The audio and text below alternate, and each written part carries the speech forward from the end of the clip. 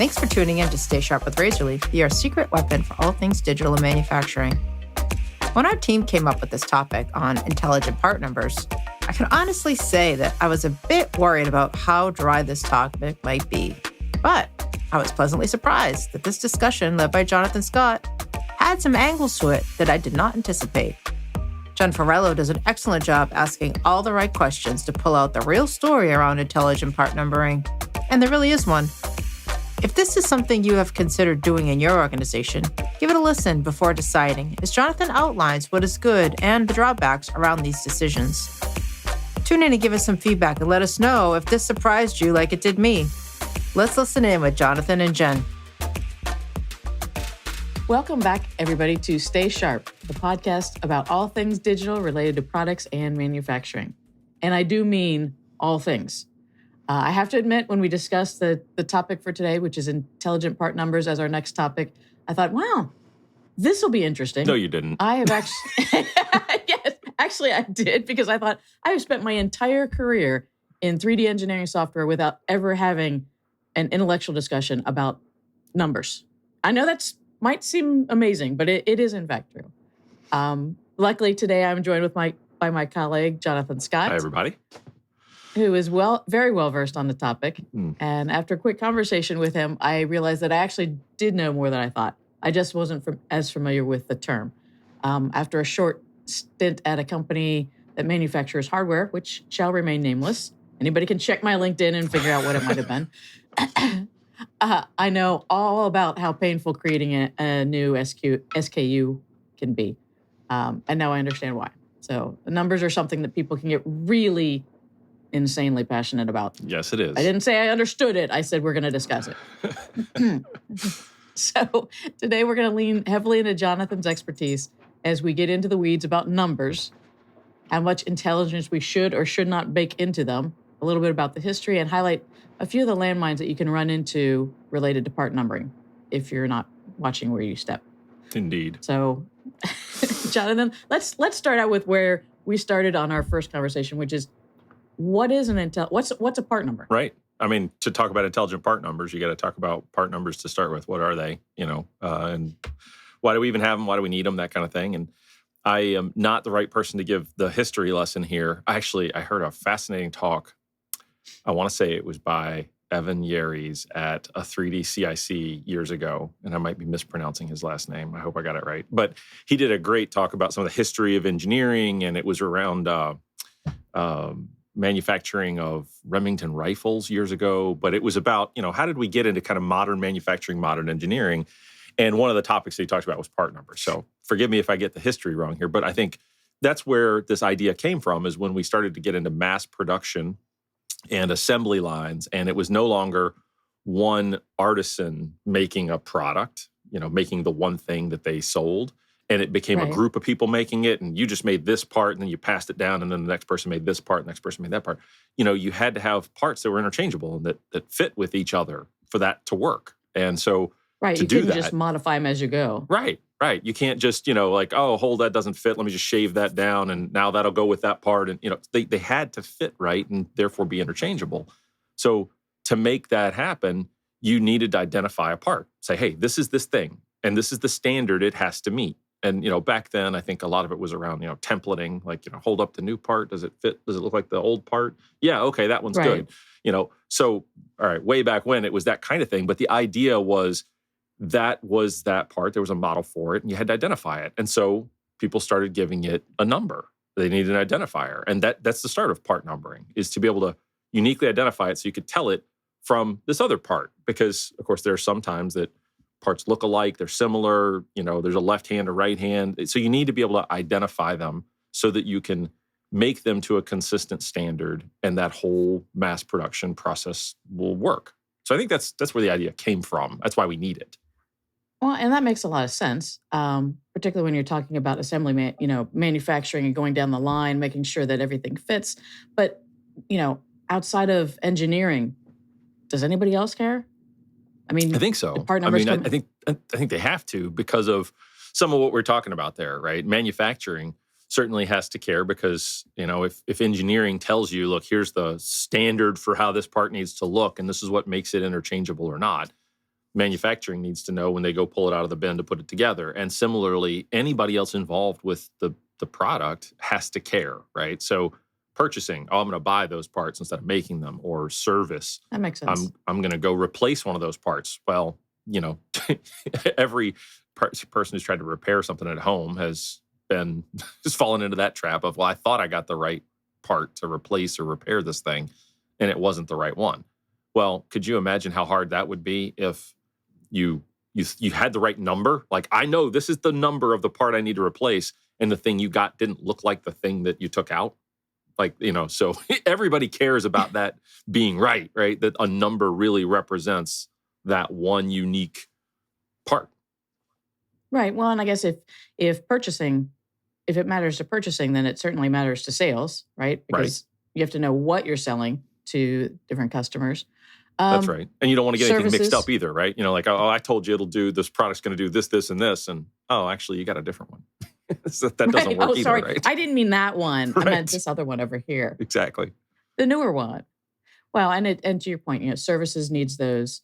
So it's definitely all along the line. It's not just another great idea engineering came up with. That's right. Yeah, it's something I think the entire organization and people outside of an organization care about, right? Is that they can really identify all the components and elements of a product. So it's a lot like naming then. It's just a way of, or similar to naming it. Yeah, I think so. Anyway. I think so. It's a little bit different in the fact that for the purposes I was just talking about, you have to have uniqueness. With naming, it can get interesting because, English is tricky. Well, so is every other language for that matter. But there's ambiguity in language like that. So you can say, it's a bracket, left, upper, blah, blah, blah, and that might be very descriptive and help people find it and understand a part. But it's okay if there's a bracket left upper in product A and in product B. And maybe you could use the context to tell people which bracket left upper I'm talking about. Or you might have some unique identifier like a part number that helps you differentiate which one I'm talking about. So I think, naming does something for us, and it's an important function to help you understand things in a localized context. But it's okay if when you name something, you have to name 2 or 3 or 4 parts, even the same thing. You don't have to guard for that same uniqueness. But with part numbering, I think you do. I think you have to make sure that you don't have any duplication or something. There has to be some way of telling things apart for sure, definitively.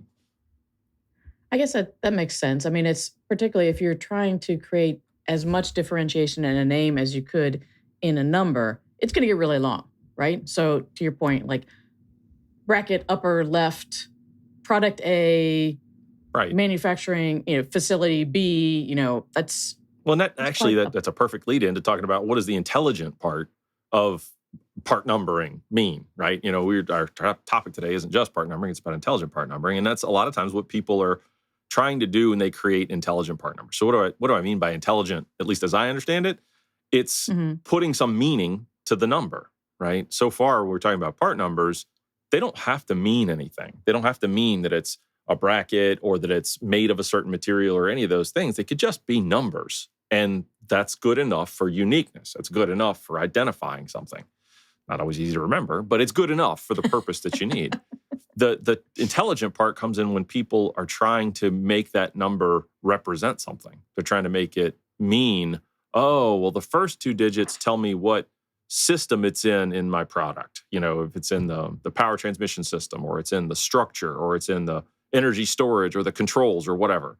Okay, maybe I put my first 2 digits are coding that, and then there's a dash, and then there's another 3 digits that tell me the type of component it is. Is it a fastener? Is it a custom part? Is it a power, transmission part? Whatever. And then the last 2 digits I use for this or and that's how you get these built-up intelligent numbers where you're encoding something in all the sections. And not everybody does a fully encoded number. Sometimes it's like you do the first part. Here's the manufacturing plant I make it in, and then it's a serialized number. And by serialized number, what I mean is just auto-generated. You 1, take 2, the 3, next, 4, the next, 4, the next, the next, right? And that's how you get that uniqueness, right? Is serialization is a way of saying, I won't repeat the same number because I'm always counting up. So sometimes intelligent numbers are semi-intelligent. People try to put some uniqueness component in them. right? So the best of both worlds or the worst of both worlds? Hey, that's a great question. I mean, I think I don't know. I don't have an answer. I think it improves the situation for some of the things we might talk about in a minute about how intelligent part numbers can be tough, but it doesn't solve it. Maybe it's a not so great compromise. I don't know. So why is it important that, at least in your estimation, why is it important to put intelligence into part numbers? Is it the uniqueness? Is it the repeatability, the traceability? What's important about that? I think, I don't want to downplay why this matters, because you mentioned at the beginning how this can be sort of a religious argument for some folks, and it really can be. I've had this conversation with so many customers I can't count. And people are on very different sides of the argument. And one very strong argument for putting information or intelligence into your part numbers is that it helps people figure things out quickly, right? Folks on the manufacturing floor, folks in engineering, folks in marketing, sales, all the groups inside the company. It becomes like a jargon or a slang that everyone understands. So if you're looking for a quick way to communicate and talk about things related to your product, and everybody understands and shares this kind of simple language or slang, I don't know, it's pretty efficient. I mean, it's a great way to communicate quickly or understand things quickly. So there's an advantage. Now, the tough part of any kind of internal language or slang or jargon is that it's that group that understands it, and anybody outside of it has to learn it before they can communicate. So that's kind of tough. But you needed that before we had PDM and PLM systems, right? So before we had any kind of data management system, you needed a shortcut, because if you wanted to talk about parts on the shop floor or talk about, hey, can you get me that one out of inventory? You needed this way of saying, well, I know that's a bolt, I know that's a nut, I know where to look for that, because you weren't going to pull out the paper drawing every time and say, well, it's bracket left upper, or it's socket head cap screw 1/4 20 by 1 inch long. The names and the materials, and it was a lot of information to hold on to. So it was very helpful, because the human brain can hold on to only a certain amount of information. So when PDM and PLM showed up, we have this new capacity, right? We get extra memory, and we don't necessarily have to put all that intelligence into just a number. Right. Although I can see where it would be helpful, though. I mean, for automation and for storing, et cetera, and for integrations, to have something coded rather than a name, which can be much more flexible or less standardized. Yeah, I think that's true. I mean, names and things can be much less standardized, and that's the beauty of them and the curse of them at the same time. And I think the other thing I'll just say, just so everybody's got this context in mind, is intelligent part numbers. Sometimes it's a lot more than just naming that people were encoding, right? It's the function of the part, maybe the material of the part, maybe where it sits in a manufacturing process. Like I've been with some folks who finished parts have a certain kind of part number, but work in process parts have another kind of part number, and raw materials have another kind of part number. And it's like, okay, well, that tells me something really interesting until I change my manufacturing process. Dang it.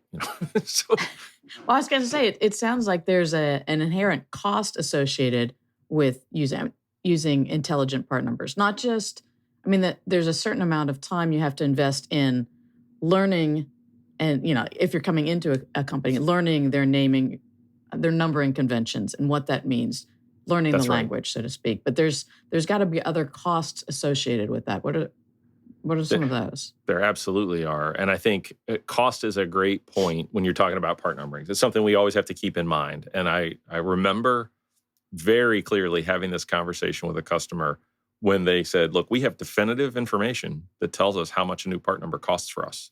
And I was like, wow, that's interesting. Now, this was 20 some years ago, early in my career when I was having this conversation. Now, I think it's most people, sort of expect that. But at the time, I think their number was $20,000 or $25,000 per part number. That's what it cost them to just add one new part number in their entire, world of product development. And I was just dumbfounded by that. I was like, really? And they're like, yeah, think about it for a minute. We have to set up the number. It gets set up in multiple systems. We have to take the time to set it up and describe what it is and what material it has. And then, there's a drawing for it that we have to manage. And And then we have to go create things on the logistics side, which might be a purchasing agreement for where we're going to buy it. We have to get those contracts ready. We have to decide how much inventory we're going to manage. And then there's the cost of carrying that inventory, because if we need the part, we must have to have a certain quantity on hand for what it is that it's making. And oh, by the way, if we have multiple facilities, and they did, we have to have that inventory at each of the facilities that makes the parts. And we have to consider, what do we do as we, have flexible manufacturing and shift things around? So there's some planning we have to. I'll stop. I mean, it goes on and on and on, right? They had lots of things that contributed to the cost of that part number. And they said, look, just on average, that's what it looks like for us. So we have to be careful when we add new part numbers. I'm like, okay, yeah, that makes sense. I get that. And how that relates back to this conversation is, we were having a discussion about whether their part numbering should be intelligent or not. And, they had arguments on both sides. They're like, well, if we encoded it, we would immediately see if we had another part that was at that plant, fit that function, was that color, because when they went to generate the part number, the system would tell them, hey, that's not unique. And so they couldn't do it. And they said, that's going to save us a ton. And I said, well, but I mean, isn't that the same thing as if you'd gone through all those metadata fields, picked them all, and it said, hey, another one exists like that. Isn't this independent of numbering? And that's where they landed eventually, is they were like, you're right, it is. We don't have to have that. We could just check to see if we've made this part before and then reuse it, because that's what they're really after, right? And not say, oh, well, my part numbers have to continue to be intelligent for me to have this uniqueness check. So again, I think, it's all about thinking about what you're trying to do that helps you understand this problem. And it's easy to fall into this trap of, well, we've had intelligent part numbers, we should keep having them. Well, and it's funny because listening to you explain all of this, it really does bring back to, I mentioned my short stint at a company that manufactures hardware. And always having been in software, software, generally speaking, doesn't have a lot of materials, doesn't have a lot of color, doesn't have a lot of size. And when I had to go out and generate a new SKU for a new piece of software, just jumping through all of these same hoops, to create this number, and how long it took and how many people I had to talk to was amazing. And it was funny because at the end of that, my boss was like, I mean, we'll just use those for now. But I mean, if we change it, we can just, he goes, I mean, you can just do that easily. I'm like, nothing about this is easy. That's right. Yeah. No, you're not allowed to do that. I'm sorry. That's not okay. Right. I mean, and I just sweated 6 weeks to do that. So that's right. That's right. And you mentioned a good term. You mentioned it earlier when we were kicking off the podcast, an SKU. I think it's worth digging into that for a minute, because it exemplifies the thing we're talking about here. So SKU is stock keeping unit, right? And that that represents when a product is being sold to consumers and there's some, retailer or distributor, how do they track the number? Because an SKU for a product may or may not match your internal engineering part numbering system. Like some folks have an externally facing part number and an internally facing part number. And I'll just dive into that for a minute. I have much less issue with intelligent externally facing part numbers, intelligent SKUs, than I do with internal ones, right? Internal, it's all about you. You can control how your business operates, that kind of thing. I get it out on the market. Like I appreciate when I'm buying, an iPhone or something. It's like, well, iPhone 12, right? That's the next one after 11. Okay, it makes sense, right? When people number things in a way that makes sense to me as a consumer, I'm on board. So, but that point about SKUs that's another example of the cost of this. Right? I mean, when you start talking about the end item the end item of the product, that top level number that somebody cares about when they go to sell it to the market, well, now you're talking serious dollars, right? How many does Walmart have in a warehouse? How many does Amazon have in a warehouse? How many do they keep at each store? Wow. Now we're talking real money. So when you start changing part numbers on things like that, there are big implications, just like you saw in the software world. You had to talk to a lot of people because there's a lot of implications to changing those numbers.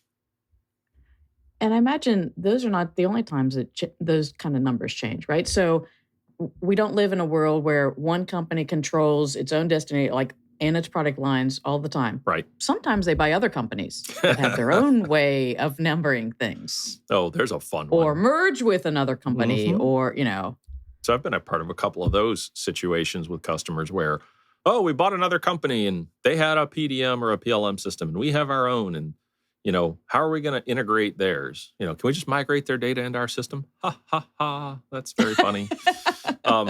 One of the big challenges is about numbering. Let me sort of back up. The first obvious challenge is if there's overlap between the two companies and the products that they make, you've got to sort of rationalize that. And there are marketing people and salespeople who are probably thinking about that very early on. Like, hey, we sell one, they sell one. Which one are we going to sell going forward? That kind of thing.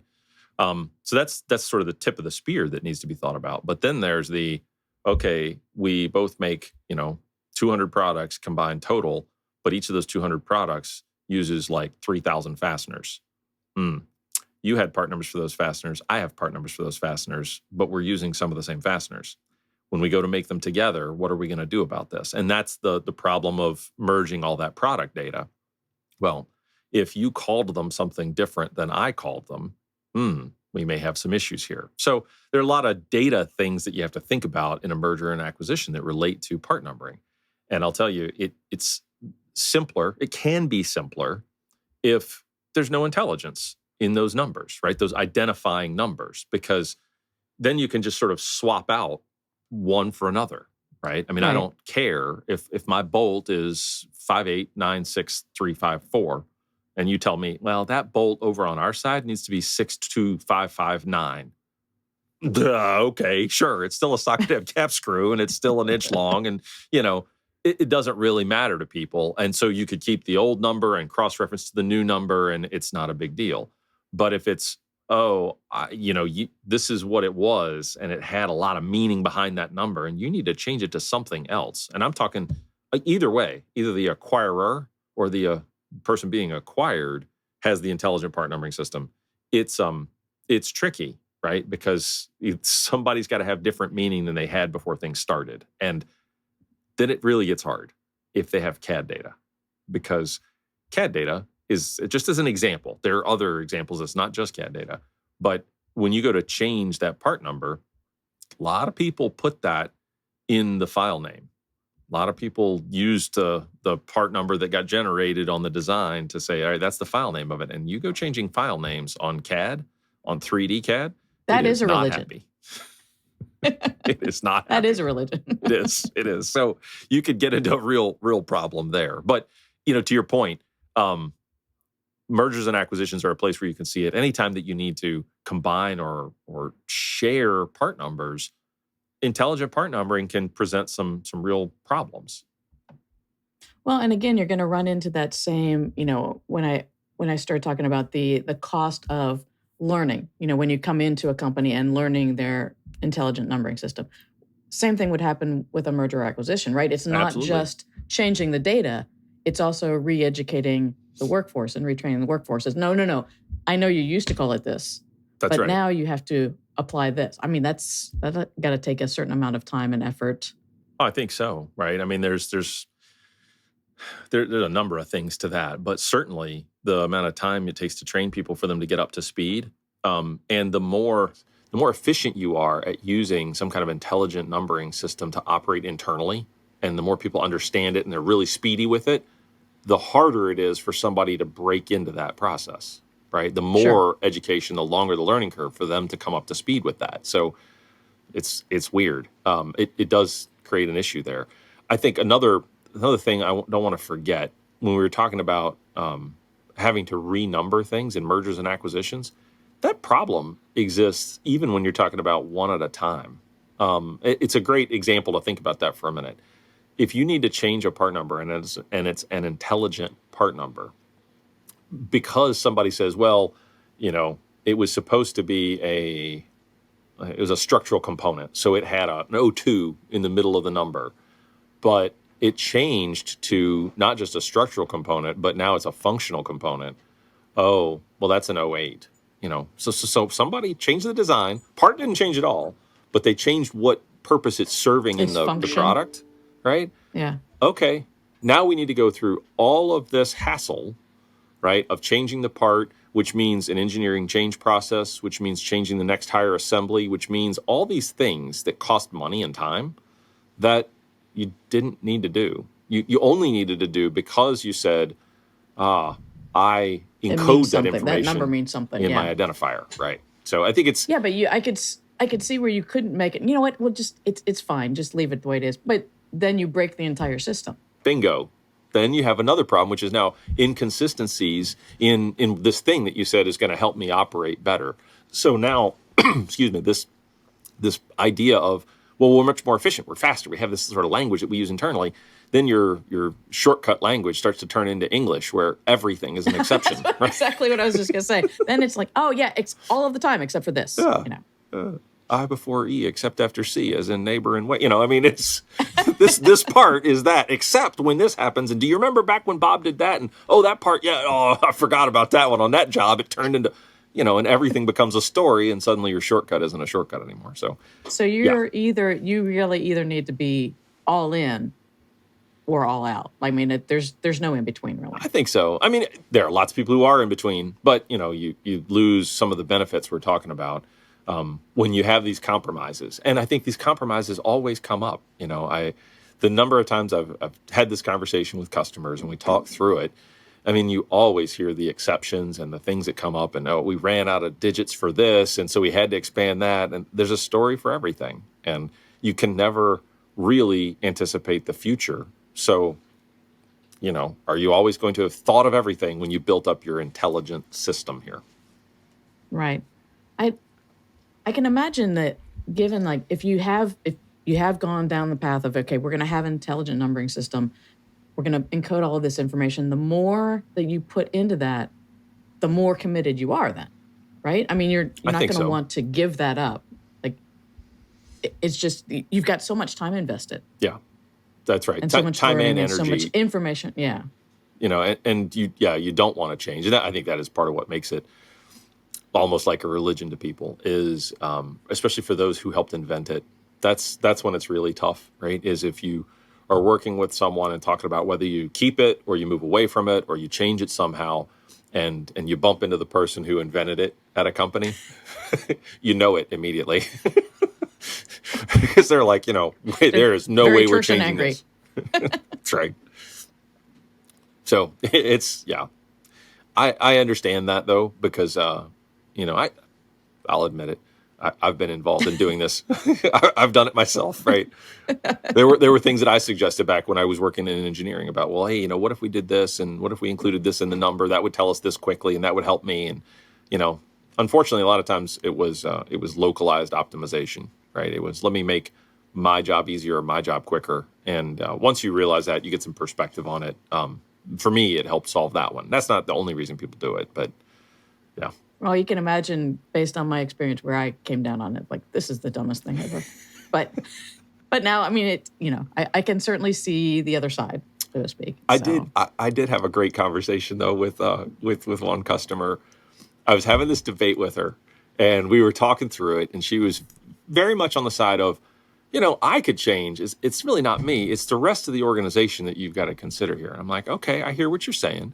But in much the same way that, I'm convincing you, it's an activity. It's an effort we have to do to convince other people. She's like, hold on one second. We were standing in her office. It dialed up somebody on the phone, put them on the speakerphone. And it was somebody, I think, in the shop or in inventory control. And somebody very married to the idea. She just said, well, I'm not even married to the idea, just somebody very well versed in it. And she said, hey, so-and-so, can you tell me what blah, blah, blah, blah, blah, blah, blah, blah part is? And just rattle off this 10-digit part number. And the person on the other phone is like, yeah, it's about da, da, da, da, da, da, da. Well, how about blah, blah, blah, blah. And she did this for about 4 part numbers. And every one of them was just an instantaneous answer. This person was a walking database of, I can decode part numbers into what they mean. And, her point was well made. People there had really optimized around knowing these numbering systems. And so I get it. I don't necessarily agree with it, but I get it. Well, and not just vested time and money and energy, but also, right, that's, I don't want to say job security, but that was a value that they brought to the company. Oh, yeah. And that's a tough one you have to watch out for, right? If you suggest changing something like this, that people invested time and energy in it, and that's a value that they bring. And that's why she dialed up this person, right? Because they could instantly answer, right? And that was much faster than any PDM or PLM lookup they were going to do. I can't argue with it. I mean, she was right. I used to be able to do that with phone numbers. But now that my cell phone holds them all, I can't. I couldn't tell you a phone number to save my life now. No, I have outsourced my memory as far as that goes. So actually, that's a great example now that you bring that up. Think about that for a minute, right? The 800 numbers that we used to see on TV when we were younger, and it was like, 888 carpet, you knew who to call. What did they do? They encoded some information in the number. That's a good point. That is a good point. So if you're going to go down this path, you're going to say, okay, you know what, this makes a lot of sense to me. What are some of the things that you need to do to make sure that you're getting the value that you want out of it? Like what are some of the things not to do? Yeah, that's a great question. I mean, I think because there is a need to still do this. It's probably been clear through the way I've been talking about it. I have an opinion about this. I think you should try and avoid it. I think you should. Really? Yeah, I know, it's shocking. I think you should try and use data management systems to help you out, not put intelligence in the numbers. But if you have to, I think there are some things you can do. I think, one is there's a lot of guidance out there. I've searched about this on the internet quite a bit, and there's a lot of people giving advice on how to set up an intelligent part numbering system, and that can really help you steer clear of problems. Running out of characters, or how do you maintain some flexibility to deal with things that are unexpected. I think another thing you have to really consider when you're setting up the system is avoiding ambiguity, because that's where one of the challenges, I don't know that we even talked about this, is one of the challenges with getting a new part number is the friction that it introduces. You kind of touched on it when you're talking about how hard it was to get a new SKU. If you have to go through a series of steps and pick the information that's going to be encoded, well, sometimes there's a system to help you do that. Sometimes there's not, right? And if there's no system, I've seen plenty of these part numbering schemes where it's not clear. You go to pick the second 3 digits or whatever it might be, and you're like, well, I don't know if this is a blah or a blah. I'm not quite sure, right? Well, now that's a stop in your process. All you were trying to do is get a number and continue on with your design or whatever you were doing, but suddenly you had to stop and go consult somebody else and that kind of thing. So think about that, I think, when you're setting up a system, is make sure that there's no ambiguity. If you can make things mutually exclusive, so it's kind of a clear decision tree. Oh, it's this, it's this, it's this, it's this. If you can't systematize it, that's going to be tough. Right. That's kind of the whole point, right? It really should be. To be able to systematize it. It should be. I think another thing to think about is if you're going to do it and you've got a data management system, right? So I hope most people today are thinking about data management and using digital tools. But if you're going to do that, remember certainly the people listening to this podcast should be. Certainly. Remember that it's probably a customization. Now, that's something to consider if you've got a system already in place and you're going to try and put intelligent part numbering in place. Well, that's kind of odd because you've already been using the system. But if you are, maybe it's got ways to let you do it without having to customize. But if you are going to have to write custom code that's unique, just remember that. You're doing something to your system that nobody else has. It's very different from what everybody else does. That's one to consider and remember. I think another thing that I think people should think about relates back to that process friction thing I mentioned a minute ago. And that is, who needs part numbers? Who gets them, right? I mean, if it's just folks internal who use your system where you're going to get them assigned and there's going to be clear rules and all those things, that's fine. But business changes, things are different. And at some point, will you need to outsource work? Will you ask a contractor to do some design work for you and get a part number? It's another story I can remember is having to get blocks of part numbers for folks that we partnered with externally. Oh, yeah, we contracted with them to do the chassis for this thing. Okay, great. I know the first time that happened, it was a huge mess because they did the design work and they just gave everything, numbers on their own, and they brought the design to us and all the CAD files and the bills of material and all this stuff. And they're like, okay, here you go. We did our work. And we're like, these aren't our part numbers. How are we going to integrate this with the rest of what we were doing? Because we'd subcontracted them to do a piece of it.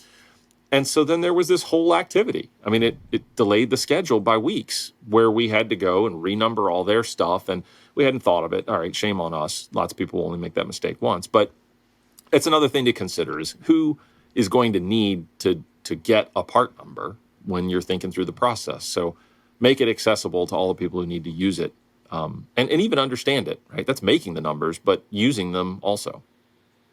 Well, you bring up an interesting point as far as future. Like, things change, right? Companies change, like what they make, what they outsource changes. So you almost have to think about, like, what are all of the potential people, not just the ones that need it now. That's right. What are the potential people? Like, do we think we'll ever outsource this? If we should, then we need to consider that, leave a block of numbers for that. I mean, how do you think about all of those things? That's the tough part. I don't have an answer for that one, right? Because, how do you predict the future or plan the future? You do your best, right? You try and plan in the things that you can consider that might happen, but you can get wrapped up in that, right? And, oh, well, we've made a 17-digit part number because we might need this, this, and this. That's not a good answer either, because, what you were after was something usable and memorable and functional for today. So, and clear and concise. Exactly. So that's the tough part. But I think, you can do your best. You can say, well, there should be some category that we don't use today that's there and available to us. I mean, I'll give you an example back to that merger and acquisition thing we talked about earlier. You can't plan for that, right? But I've seen, this is maybe one of the easiest answers I've seen to that problem. 2 companies each had non-intelligent part numbers. So they were just sequences of numbers. And they wanted to merge their 2 systems together. So, they didn't have the same length of numbers, right? So one had this many digits, 7 digits, and one had 8 digits. How do we put those together?